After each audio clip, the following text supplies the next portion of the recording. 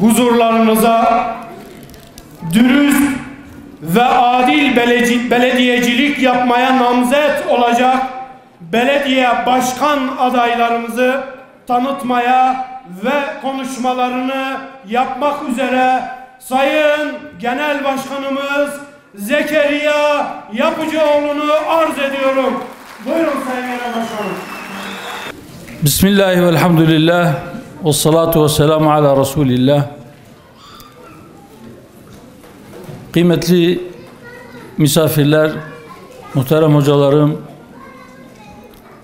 saygıdeğer hanımefendiler, beyefendiler, kıymetli kardeşlerim, değerli dava ve yol arkadaşlarım, sayın basın mensupları, hepiniz hoş geldiniz. Allah'ın selamı, rahmeti, bereketi hepinizin üzerine olsun.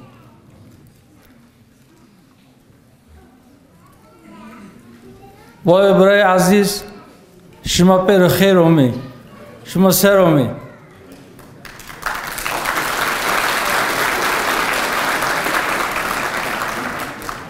Hoş kübrayın aziz, hunta bkhir atın, ser seran ser çavan atın.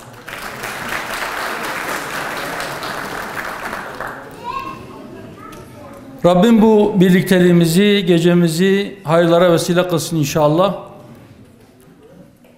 Allahu Teala bizleri rızasını gözeterek yaşayanlardan, hayatı boyunca bu şuurla her adımını atarken bu düşünceyle hareket edenlerden ve son nefesine kadar sırat-ı müstakim üzerinde yürüyenlerden eylesin inşallah. Değerli dostlar, evet, bugün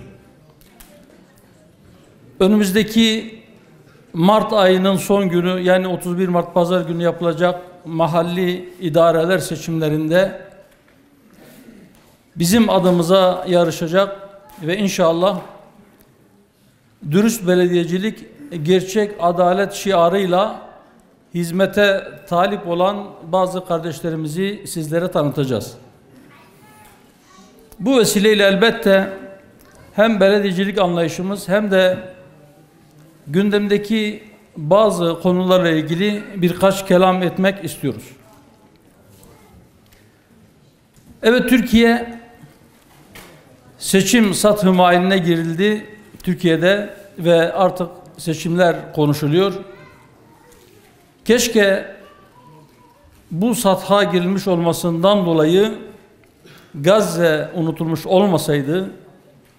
Keşke oradaki kardeşlerimizin üzerine bombalar yağmaya devam ederken, keşke oradaki kardeşlerimizin arasında açlıktan, susuzluktan, ilaçsızlıktan ölümler devam ederken sadece onları konuşabilseydik. Keşke onları sadece konuşmakla kalmasak, onların dertlerine derman olabilseydik. Keşke onların çığlıklarına cevap olabilseydik. Keşke onların susuzluğuna su, onların açlığına ekmek, onların ilaçsızlığına ilaç, onların yakarışlarına, onların dualarına cevap verebilenler, yardıma koşabilenler olsaydı. Fakat maalesef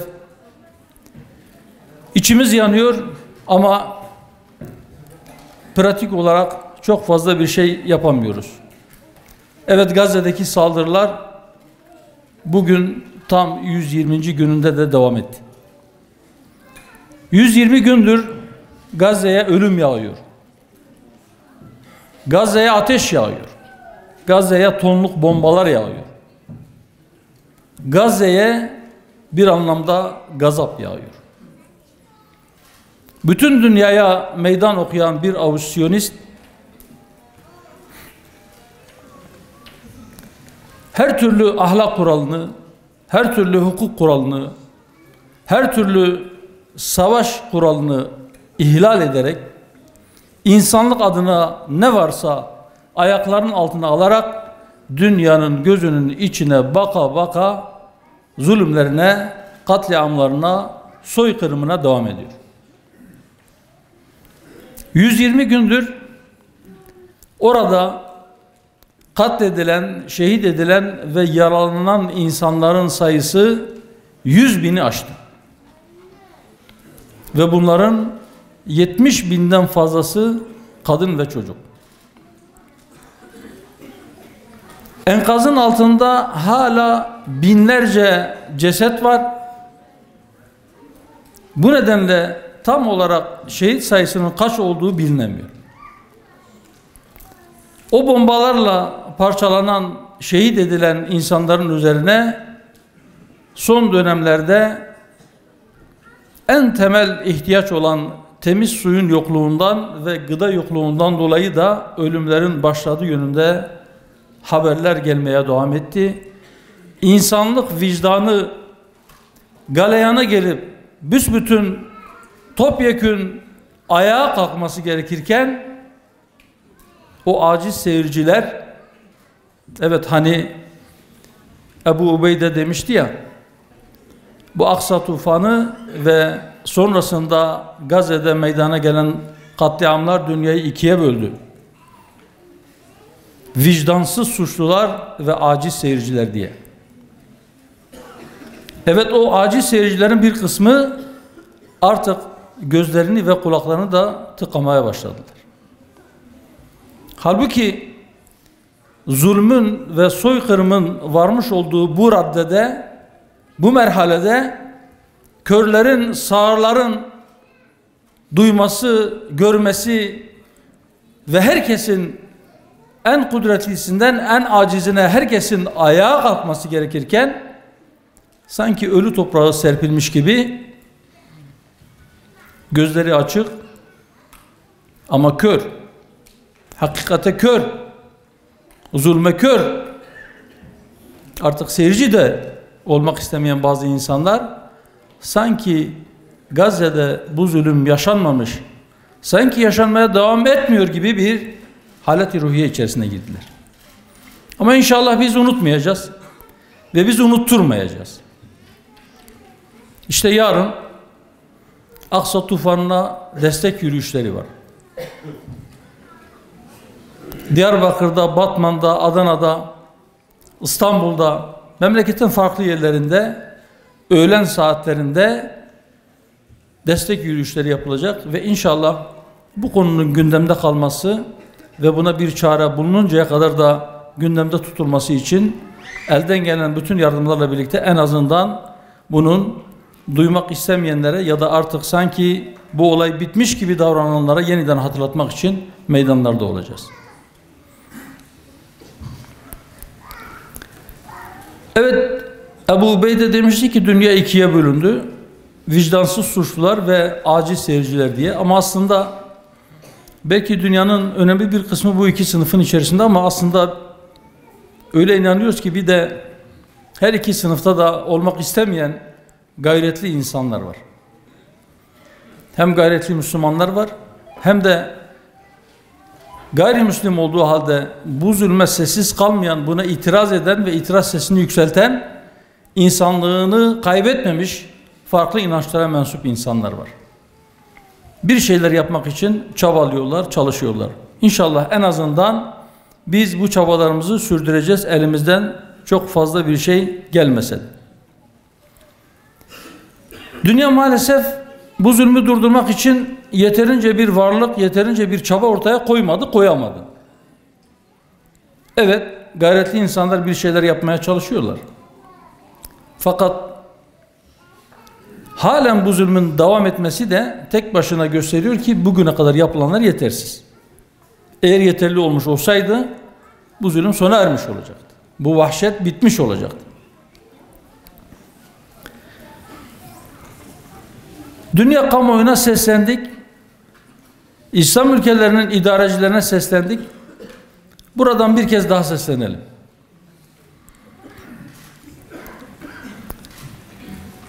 Vicdansız suçlular ve aciz seyirciler. Bu aslında güzel bir tanımlama.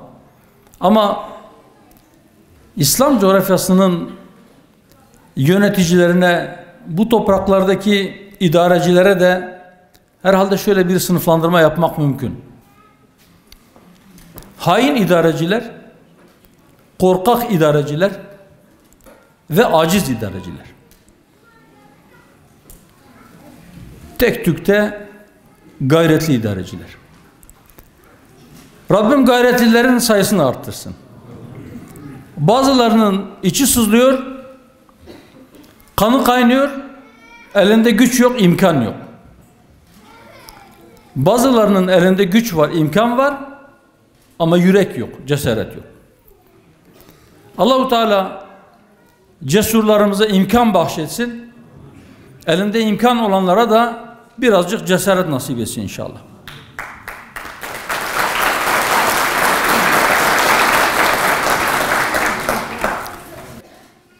Ne olur? İsrail'e tepki koyarsak, İsrail'e karşı tavır alırsak, bütün ilişkilerimizi koparırsak ne olur? Filistinlilerden beter mi oluruz? Acımızdan mı ölürüz?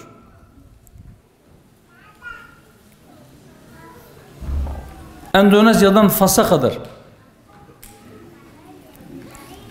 Kafkaslardan Yemen'e, Güney Afrika sınırlarına kadar bütün bu İslam coğrafyası işgal mi edilir? 2 milyar Müslümanın evi başına mı yıkılır? Ne olur? Ben size söyleyeyim ne olacağını. Topluca hareket edebilirseniz hiçbir şey olmaz. En fazla dünyanın ticaretini ve finansı elinde tutan insanlar ellerindeki bu imkanları kullanarak sizin ticaretinizi birazcık kesada uğratırlar. O kadar. Ekonominiz birazcık geriye gider. O kadar. Peki bir tarafta ekonomik olarak zarar etmek, öbür tarafta insan hayatını, üstelik bu insanlar günahsız bebeler, masum kadınlar, beli bükülmüş ihtiyarlar ve bu insanlar açlıktan, soğuktan ölüyorlar. Allahu Ekber! Allahu Ekber! Allahu Ekber! Eğer biz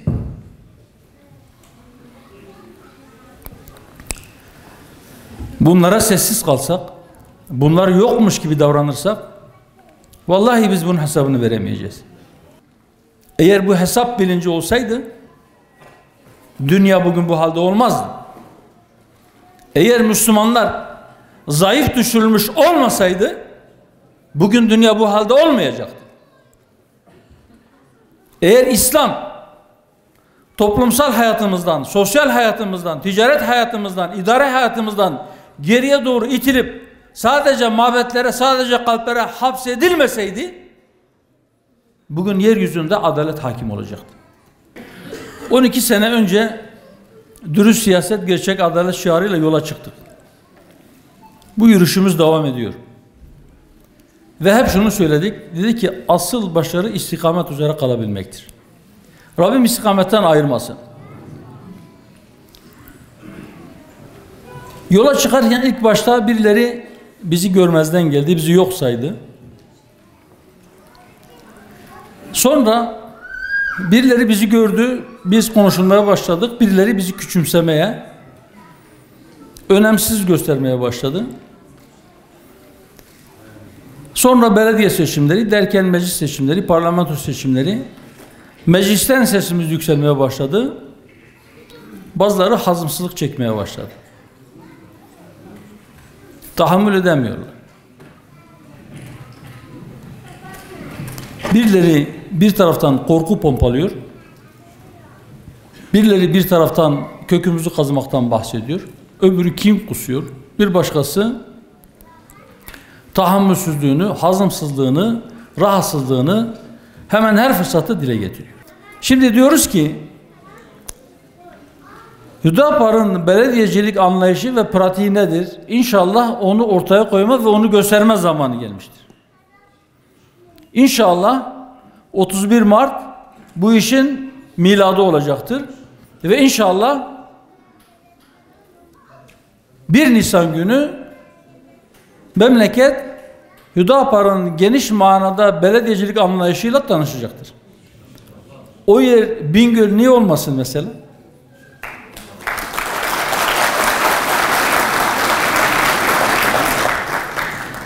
Şimdi bir belde belediyemiz var. İnşallah bu sefer il belediyemiz olsun. Bir değil tabii. İl belediyelerimiz de olsun. Ve inşallah buradan bir start vermiş olalım. Buradan bir besmele çekelim. Ardından Rabbim lütfederse inşallah devamı da gelir. Nedir Hüdapar'ın belediyeciliği? Biz dedik 12 yıl önce dürüst siyaset, gerçek adalet şiarıyla yola çıktık. 2014'te tam 10 sene önceki seçimlerde dürüst belediyecilik, gerçek hizmet dedik. Şimdi bizim siyasetimizin merkezinde insan var. İnsan odaklı siyaset. Ve hedefimizde de adaleti gerçekleştirmek var. Her şart altında, her halde ve her zamanda adaleti gerçekleştirmek için elden gelen bütün çabayı ortaya koymak. Nedir adalet? Her şeyi yerli yerine koymak. Her hak sahibine hakkını teslim etmek.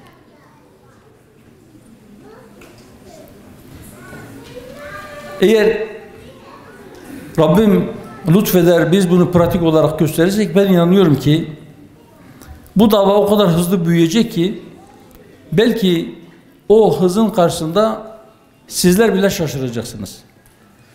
İnanmak gerekir. Önce inanacaksınız ki başarasınız. Ve biz inanıyoruz. Allah'ın izniyle bunu başarabileceğimize inanıyoruz.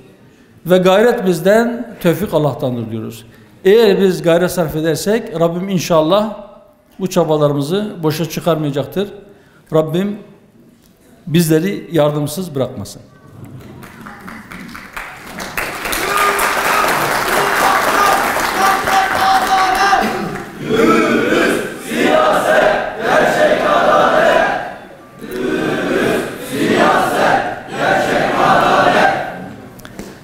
Değerli dostlar, bugün 3 Şubat. 6 Şubat depremlerinin üzerinden bir yıla yakın bir zaman geçti. 6 Şubat depremlerinde 11 ilimiz ciddi hasar aldı.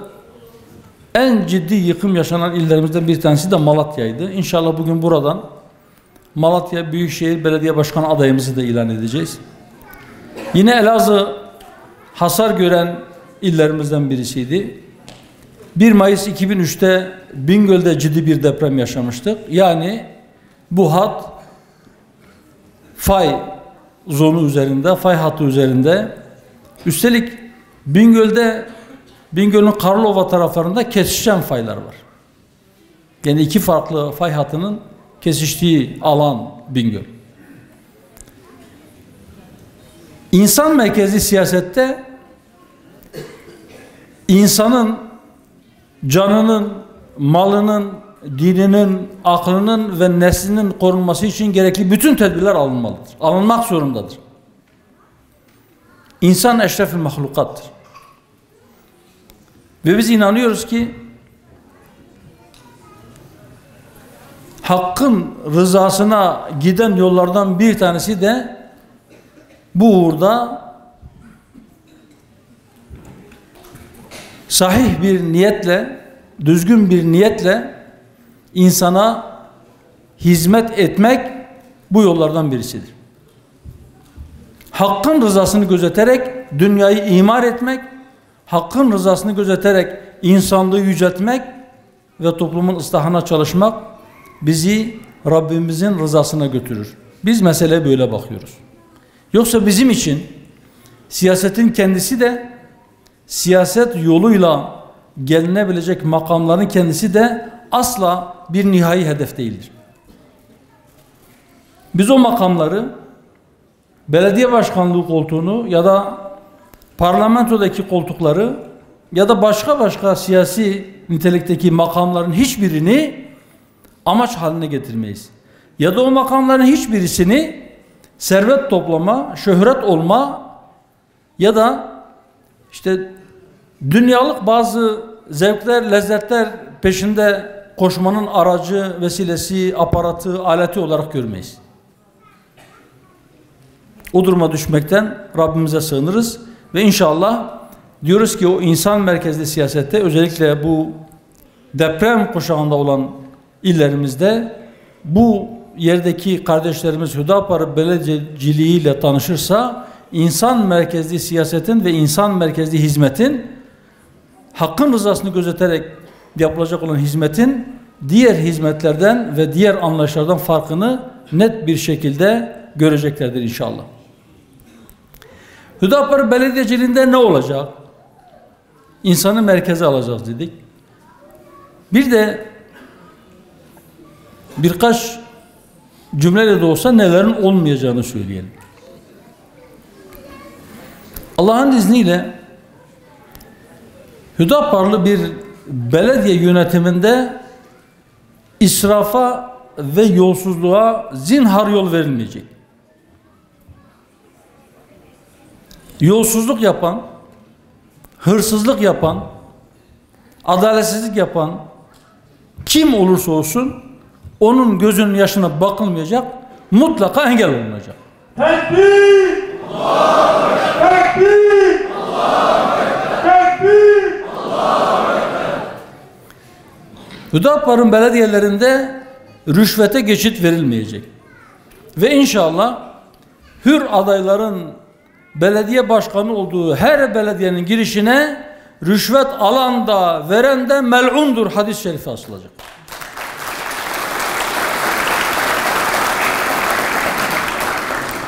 Hüdapar belediyeciliğinde şu mahallede benim taraftarlarım oturuyor, şu mahallede filanlar oturuyor, onlara hizmeti boş ver, asıl hizmeti buraya götür anlayışı olmayacak.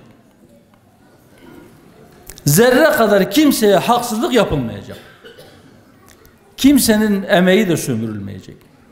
Ve inşallah insanca ücret, asgari değil, insani ücret Hüdapar belediyelerinde ter döken, emek veren insanlara ödenecek. İnşallah Hüdapar belediyelerinde az laf, çok iş olacak. Belediyenin imkanları, belediyenin parası, belediye başkanının reklamını yapmak için harcanmayacak. Belediyenin parası, belediye başkanının ya da belediye meclisinin ya da oradaki memurların kendi şahsi malları değildir. Milletin malıdır ve milletin malı son kuruşuna kadar millete hizmet için harcanacak. Allah'ın izniyle Hüdapar belediyeciliğiyle tanışan şehirlerin sokakları güvenli ve huzurlu olacak. İnsan eşrefi mahlukattır dedik. İnsana zararlı hiçbir şeyin olmasına fırsat verilmeyecek, izin verilmeyecek. İnsan merkezde ise insanın dışındaki diğer bütün mahlukat insanın emrine musahhar kılınmışsa, onun emrine amade ise, onun hizmeti için var edilmişse o zaman varoluş amacına uygun kullanılacak. Eğer milletimiz teveccüh gösterir, Rabbimiz lütfeder, belediyeleri alırsak biz bileceğiz ki o makamlar da o makamdaki kişilerin harcamaya yetkili olduğu mal da bize emanettir. Milletin emaneti asla ihanet görmeyecek Allah'ın izniyle. Değerli dostlar, son olarak şunu söyleyeyim. Biliyorsunuz dün bir parti adına sözcümüzün bir açıklaması oldu. Dil insanın kimliğidir ya da bazılarının deyimiyle aslında insanın evidir, insanın yurdudur. Memleketimizde dilleri farklı farklı olan insanlar var. Ben de buraya çıkarken 3 farklı dilde hoş geldiniz dedim size. Bunları çoğaltmak da mümkündür. Çünkü memleketimizde farklı dilleri konuşan kardeşlerimiz de var. Ama dikkat edin. Bu kelimeyi bilinçli bir şekilde seçerek kullandım. Kardeşlerimiz var. Çünkü bizde kardeşliğin bir ölçüsü var. Nedir o? Bütün inananlar bizim kardeşimizdir. Rabbimiz Allahu Teala buyuruyor. Müminler ancak kardeştirler. Biz bu ölçüyü asla değiştirmeyi aklımızdan bile geçirmeyiz. Bunu değiştirme hadsizliğini yapanları da hoş görmeyiz. Ama Allah-u Teala her birimizi farklı bir kavme mensup anne babadan yaratmış, onlardan çoğaltmış, dünyaya getirmiş olabilir. Ve bizim bu farklılıklarımız, bizim bu ihtilaflarımız, muhtelif renklerde ve muhtelif dillerde oluşumuz rahmettir bizim için, eğer rahmet vesilesi kılabilirsek. İnşallah biz onu rahmet vesilesi kılmak için elimizden gelen çabayı sarf edeceğiz. Kardeşliğin ölçüsünü değiştirmeye çalışanlara prim vermeyeceğiz. Ve farklı dilleri konuşan bütün kardeşlerimize de diyoruz: kendi dilinize değer verin ve kendi dilinizi öğrenin. Şimdi okullarda farklı dillerle ilgili olarak bir imkan var. Seçmeli olarak bazı vatandaşlarımızın konuştuğu diller onlara okullarda öğretiliyor. Daha önce sadece özel kurslarda bu mümkündü. Hatta bir dönem yasaktı. Sokakta bile konuşmak yasaktı. Çok şükür o günler geride kaldı. Şimdi 12 Şubat'a kadar seçmeli derslerin seçilmesinin son dönemi. Biz vatandaşlarımıza çağrıda bulunuyoruz. Diyoruz ki çocuklarınız kendi dilini unutmasın. Bingöl'deyiz. Burada zaten Türkçe resmi dil. Herkes biliyor onu. Burada Zazaca ve Kurmancı konuşan insanlarımız var. Ve bu ikisi de seçmeli ders olarak okullarda okutuluyor. Çocuklarınız için bu dersleri seçin. Çocuklarınıza bu dersleri seçmesini telkin edin. Kendi dillerini unutmasınlar inşallah.